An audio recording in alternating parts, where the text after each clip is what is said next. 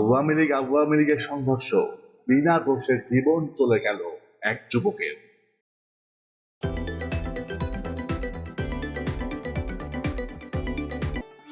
কালীগঞ্জে অত্যন্ত তুচ্ছ ঘটনায় আওয়ামী লীগের দু গ্রুপের সংঘর্ষে আক্তার হোসেন নামের এক যুবকের মৃত্যু হয়েছে।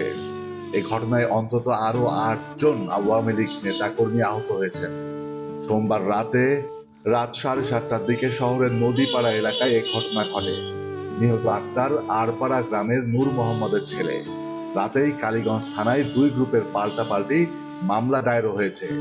21 জনকে আসামি করে একটি মামলা দায়ের করেছেন রুবেল হোসেন, অন্যদিকে 8 জনকে আসামি করে আরো একটি মামলা দায়ের করেছেন শেফালী বেগম।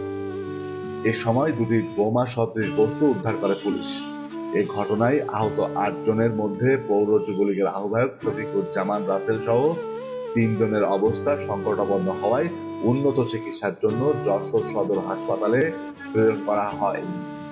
সংঘর্ষে আহতদের মধ্যে আক্তার হোসেন যশোর সদর হাসপাতালে আজ ভোররাতে মারা যান।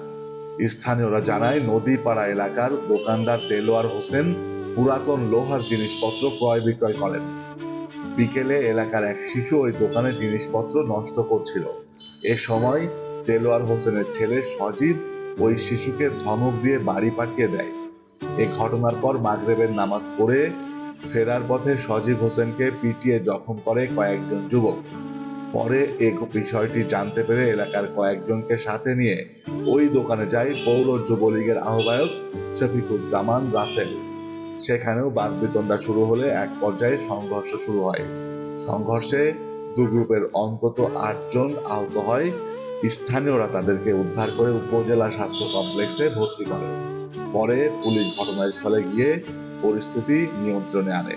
কালীগঞ্জ থানার ভারপ্রাপ্ত কর্মকর্তা ওসি জানিয়েছেন, পরিস্থিতি এখন স্বাভাবিক রয়েছে। অতিরিক্ত পুলিশ মোতায়েন করা হয়েছে।